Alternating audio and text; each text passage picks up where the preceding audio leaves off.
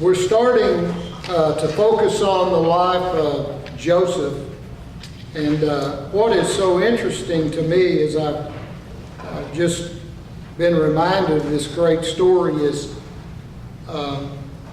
first of all, there's more scripture given to Joseph in the Old Testament than to Abraham, Isaac, or to Moses, who wrote the first five books of the Old Testament. There's a lot of material on Joseph in the Old Testament. We're going to be covering that through a big part of the summer. Another thing, it was just to be reminded of what a great person Joseph was. You know, you have heroes in the Old Testament, and when you get them, you know, you're right up here, and you're thinking, oh, this person is wonderful, then boom. I mean, that's true for all, you know. That's true for Abraham. That's true for Moses. That's true for Isaac. You name it. But you don't find that with Joseph. And so with all the material in the Old Testament, and the fact focused on Joseph, and the fact that this person was such a wonderful man, I think it behooves us to spend a good part of the summer looking at it and looking at the question, do you know why you were born? There was a mail carrier in 1809, during the very cold, bitterly cold month of February in the state of Kentucky, who had the job of bringing the mail from Hodgenville up to the main station in Elizabethtown. He arrived there the morning of February the 13th, 1809, as I said, just bitter cold. The man that ran the station early that morning asked the mail carrier, what's the news? Is there any big news from Hodgenville? And the mail carrier said, no news really from Hodgenville. By the way, Thomas and Nancy Lincoln had a baby boy last night. Now, who would have thought on February the 13th, 1809, that baby boy born in Hodgenville would grow up to become what many people would argue the greatest president in the history of the United States. You could argue with that, I think, whether or not he was the greatest. But I would have to, and I think everybody here would have to concede, he was certainly among the greatest in the history of the United States. Have you been to the little bitty cabin where Abraham Lincoln was born? You really need to go. I've been there several times, Brenda and I have, and it never ceases to shock me.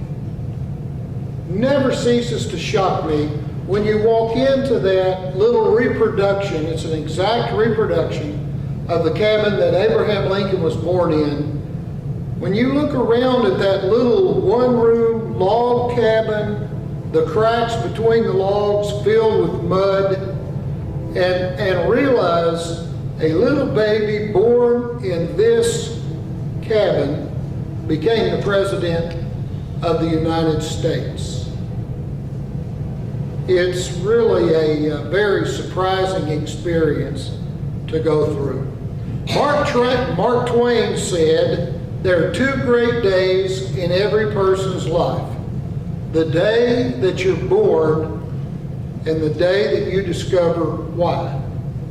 The day that you're born and the day that you discover why. One of those is easier. It's a date and time. I mean, December 24th for me, November the 11th for Brenda. I don't know your all's birth dates, but you do, and a few other people do. That's an easy. It's a moment that you celebrate, hopefully, every year. It's the date that you made your first public appearance. That date's easy, the date that you were born. But the other is not easy. It's probably not a literal date at all, like your birth date. It's a moment that you finally figured out why God put you on planet Earth. It's the reason that you joined over 7 billion people on this ball of dirt that floats through space.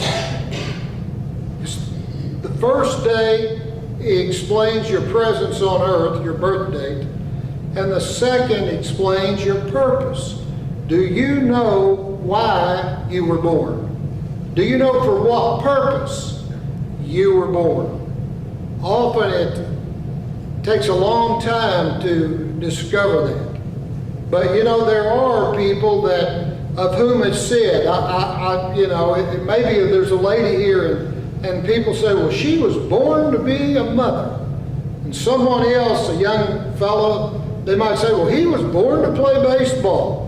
Or she was born to be a senator. Or he was born to be a soldier. Or she was born to help the homeless. And he was born to lead this nation, we might say about Abraham Lincoln. But what were you born to do? That's a hard question. You maybe spend the rest of your life looking for the answer. And I think it's a question that we all need to ask ourselves. I know you get tempted as you get older to think, well, I don't know, and I'm probably never going to know, so I'll quit asking the question, but we shouldn't do that, no matter how old we are. If we're 60, 70, 80, 90, or if we're 15, we should be asking this question: why was I born? For what purpose was I born? Proverbs 3, 5 through 6 promises that if we trust in the Lord, He will make our way straight. He will direct our paths. God can tell you exactly where He wants you to be. God can arrange all of the details in years in advance. He can open doors that might seem shut. He can remove any obstacle that might be in our way. He can take your choices, good choices, bad choices, and fit them into His plan that you end up at the right place at just the right time. He can even take our mistakes and bring good out of those. He can take tragedy and use it for your good and for His glory. Proverbs 16:9 says, in his heart a man plans his course, but the Lord determines his steps. So let me ask you this crucial question again. Do you know why you were born? If I was to just stop the service right now, I'm not going to do that. If I were to stop the service and just say, let's go around and each person stand up and just tell us, why were you born? Not when were you born, but why were you born? Would you have an answer? Well, Joseph is a perfect example of how God can take someone who comes from an absolutely dysfunctional family. We started using that word, 10, 20 years ago. And I think it took several years, and finally we all figured out we're all from a dysfunctional family. I wish you could be at my Thanksgiving sometime, and you'd say, "Ooh, my goodness, what a dysfunctional family." And I spent last Saturday, a week or so ago, up in Prestonsburg, Kentucky, with my mother's family, way out of Prestonsburg. And I know you would say, and the people who ran the Comfort Suites Hotel would say, what a dysfunctional family they have. And I won't go on, but I could continue to talk about that. It's true for all of us, and Joseph came from that kind of family. So let me back up for a second. Let's go over the history. We've got Abraham. God called Abraham to leave the Ur of the Chaldees, where he was a rich man, couldn't count how much stuff he had. And God said, take off, and oh yeah, by the way, I'll tell you where you're going. Later on down the road, you just start walking. And so Abraham takes off with his wife Sarah in their very old age. God grants them a son, Isaac. And Isaac has two sons, Jacob and Esau, and you remember the story. I won't take long to tell it, but you remember the story that Jacob tricked his father Isaac. He lied to his father Isaac, and his mother lied to his. Talk about dysfunction. You know, there was a time when I first started studying the scripture, when I was first in the ministry, when I used to think, boy, these people in the Bible, they were perfect. I wish I could be perfect. Nothing could be further from the truth. Joseph comes close, I guess, but the rest of these people, whew, I mean, it was bad. So here's Isaac being lied to by his wife, by Jacob, his son, and Jacob steals his brother's birthright, Esau's birthright. And so then later on, we have that night that the presence of God wrestles with Jacob, and he renames Jacob, gives him the name Israel. And you may be thinking, I know I thought for a long time, why in the world would you do that, God? I mean, what a liar. His mother's a liar. Why would you give him the name Israel and make him the head of your family? Well, God knew exactly what he was doing. And so there's Jacob. Jacob falls in love with a gorgeous woman named Rachel. He asks Rachel's father for her hand in marriage, and he says, no, you're not going to marry her until you marry my daughter Leah, her sister. And by the way, you'll have to work 7 years to get there, and then another 7 years added to that. So finally, Jacob marries Rachel. Jacob has 12 sons. Only 2 of those sons are from his lovely wife, Rachel. The other are from 3 other wives. Jacob had dysfunctional. Jacob had 4 wives.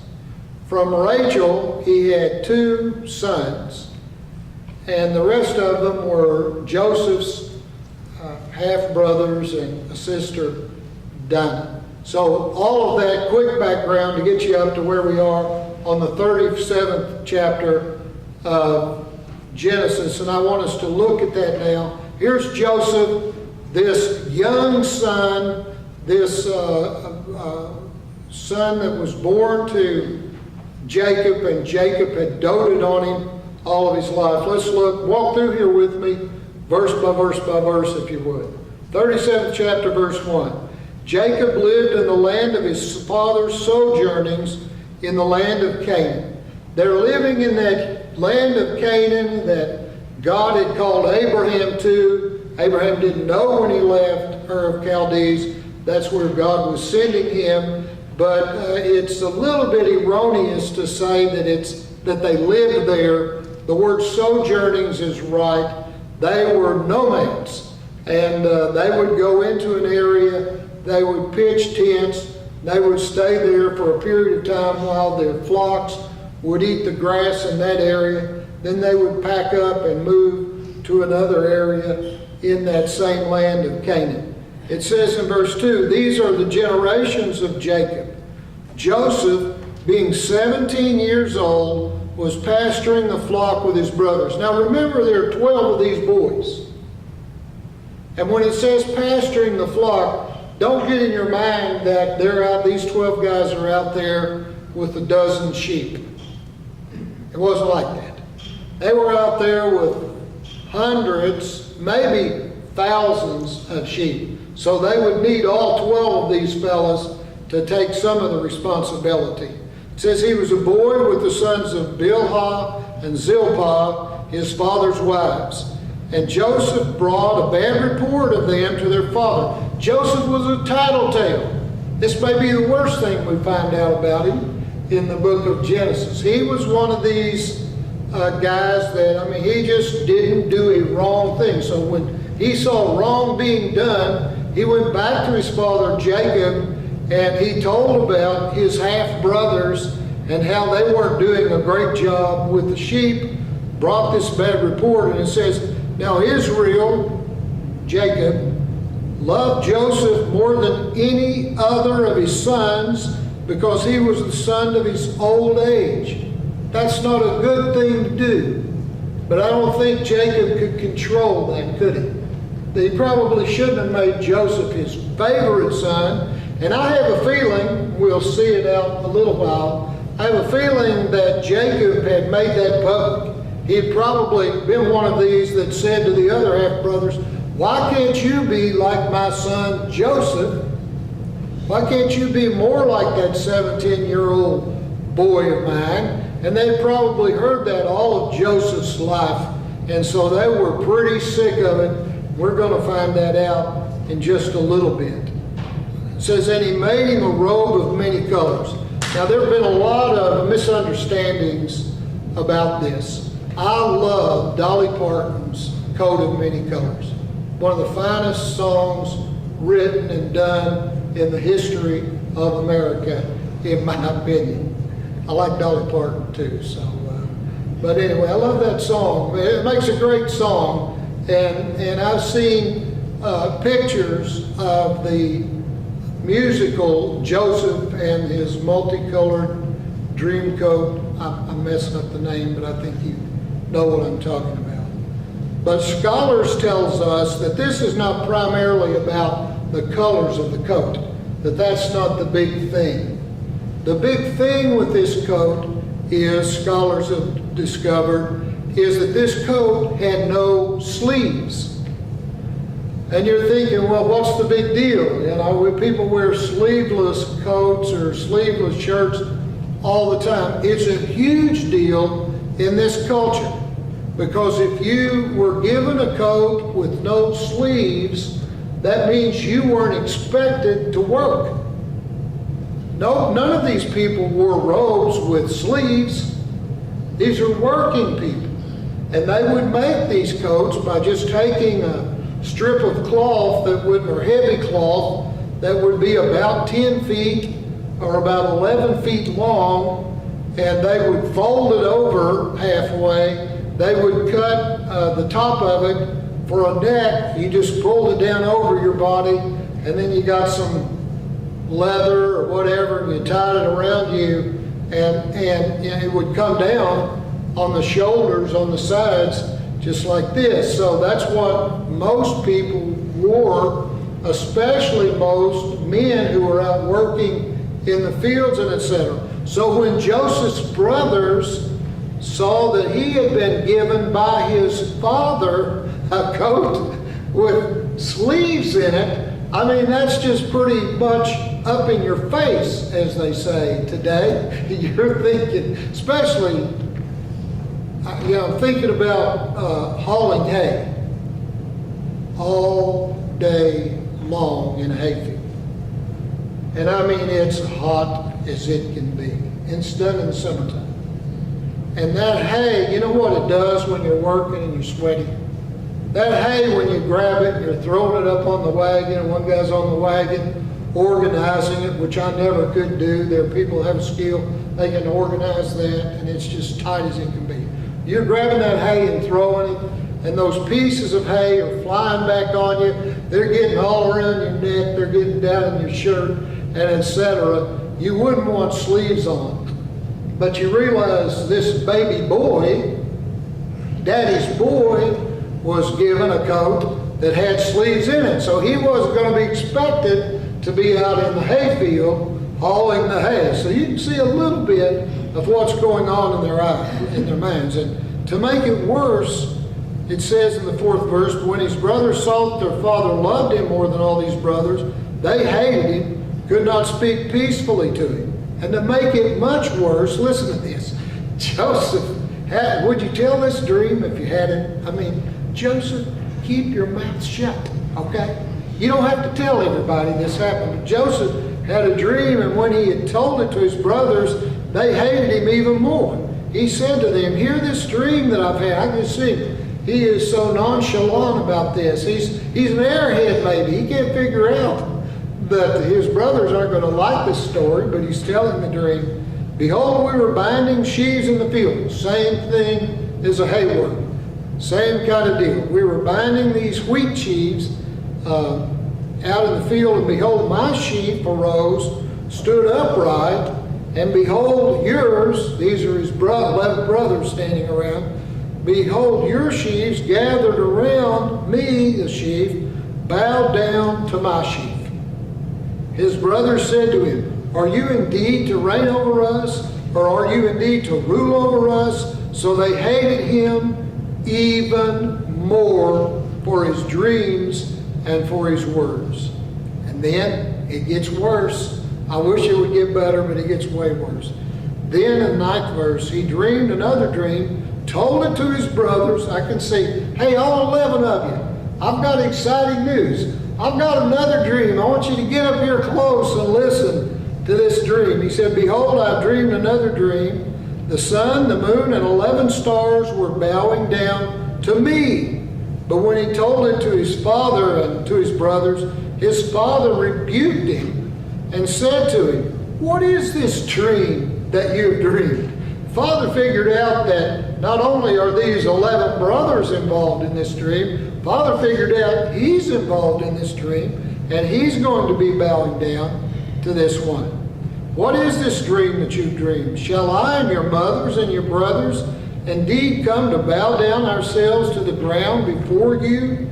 And his brothers were jealous of him, but his father kept the saying in mind. He's 17 years old. He's surrounded by these men. They're older than him. Some of them are years older than him. They're the ones that have been out there in the wheat sheaves, with the sweat running down their brows, working themselves to the point that they don't think they can even walk home, and they just barely get home. Here's this one that's been given a coat with sleeves in it, and he's having these audacious dreams about how they're going to serve him. But his father kept the saying in mind. You know the rest of this particular story, I can imagine. 12th verse. Now his brothers went to pasture their father's flock near Shechem. And Israel said to Joseph, that is Jacob said to Joseph, are not your brothers pasturing the flock at Shechem? Come and I will send you to them. And he said to him, here I am. So he said to him, go now, see if it is well with your brothers and with the flock, and bring me word. So he sent him from the valley of Hebron, and he came to Shechem. He got to Shechem. He's walking through the fields that are there. We're talking about mass amounts of land. This is not just one little field, a couple of acre field. Thousands of acres. He's walking, trying to find his brothers and these huge flocks, and he doesn't see them anywhere. And there's somebody there that sees him and gives Joseph advice. Joseph says, have you seen my brothers? Have you seen our flocks, the flocks of our family? And this man said they moved to Dothan.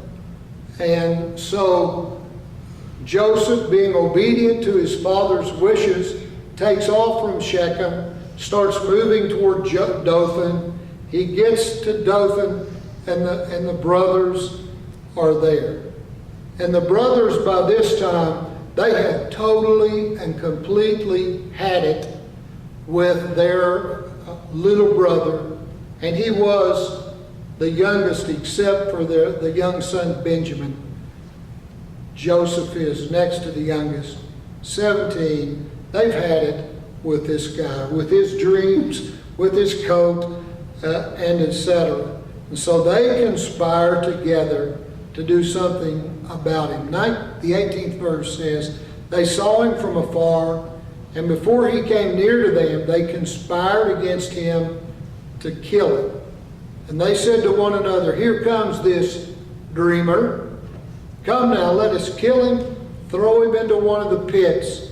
There were water pits all over this part of the country that had been hand dug or made by nature, and these were pits that they would use to water their flocks as they moved along. They decided they were going to kill him, throw him in a pit, and then we will say that a fierce animal has devoured him, and we will see what will become of his dreams.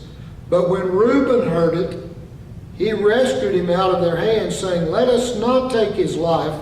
And Reuben said to them, shed no blood, cast him into this pit here in the wilderness, but do not lay a hand on him, that he might rescue him out of their hand to restore him to his father. So when Joseph came to his brothers, they stripped him of his robe, the robe of many colors that he wore, that long-sleeved robe that he wore, and they took him and cast him into a pit. But it says the pit was empty and there was no water in it.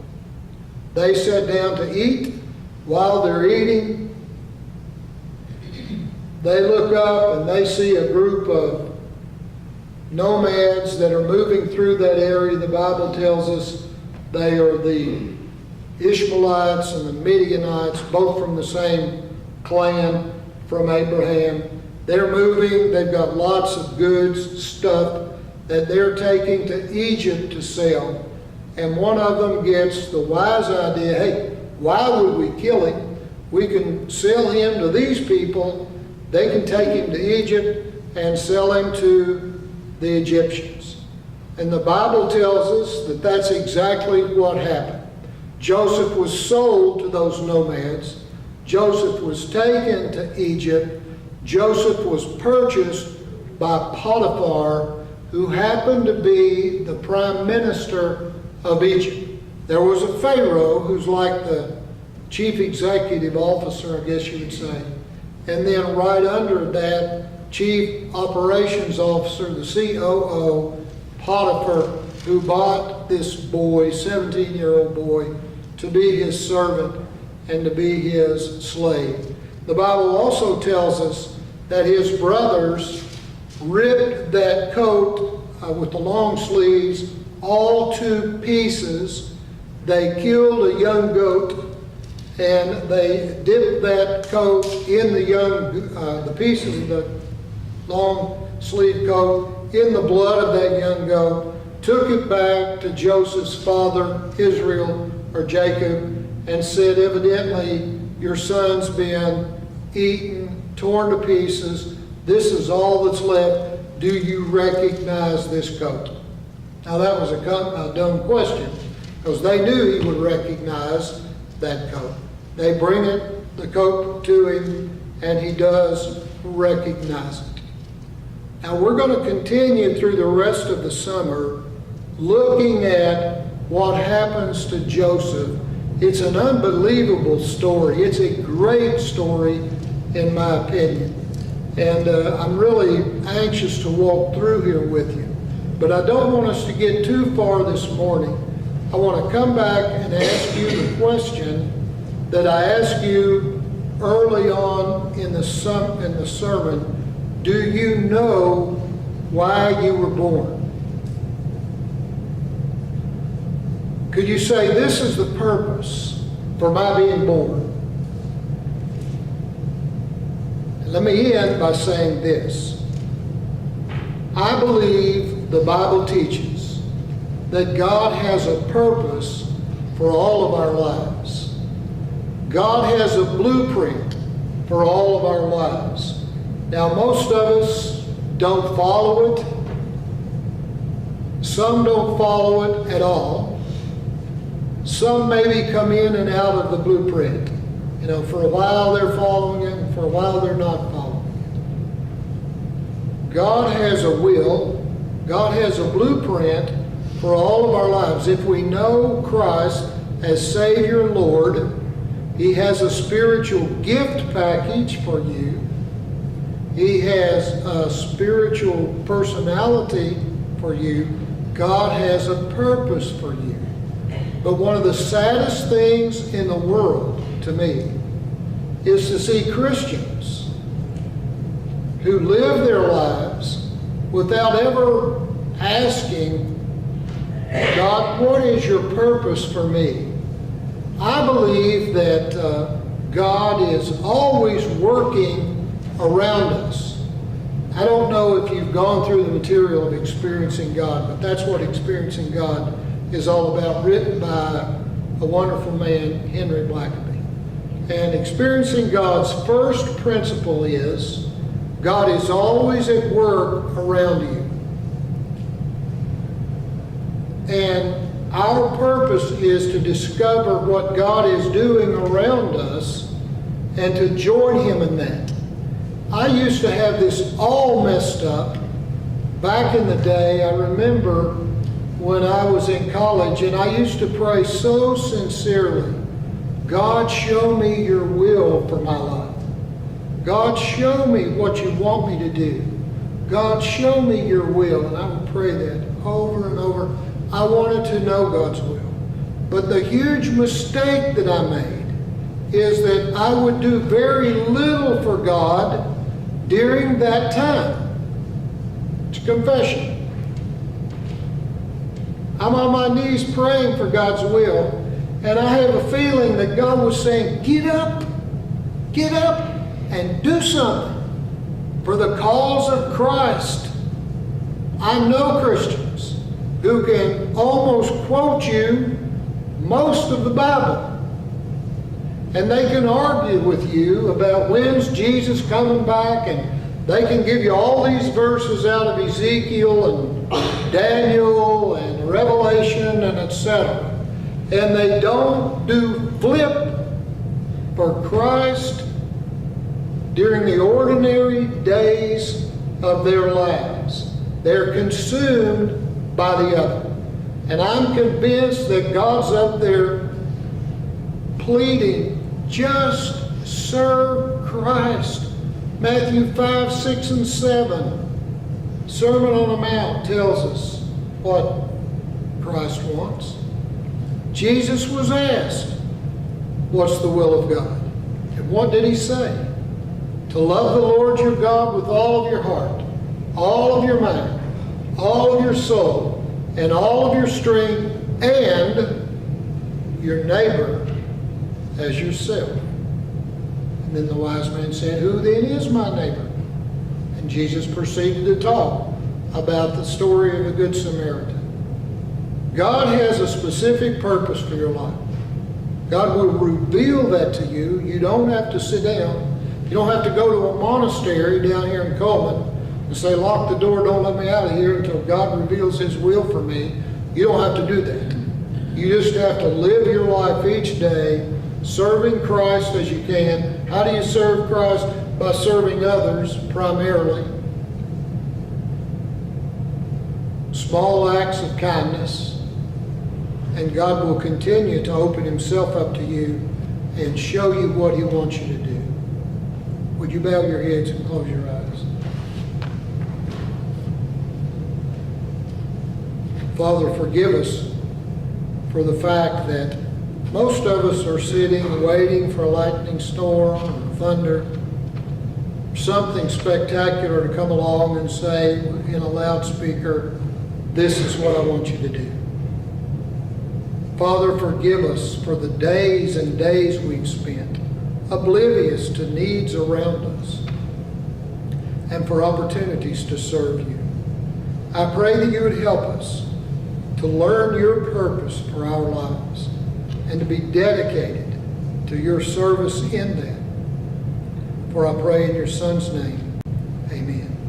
I want to ask you to stand for our hymn of invitation. And if God is speaking to you this morning, I would invite you to make that public. Tell the world whether it is to accept Christ as your Savior and Lord, or it's to become a member of this church, or it's to just say, you know, I know God has a purpose for my life. He has something he wants me to do, but I haven't found that yet, and I'd love to do so. Whatever decision you have on your heart to make, I would invite you to make it public as we stand and sing our hymn of invitation. Hymn number 488.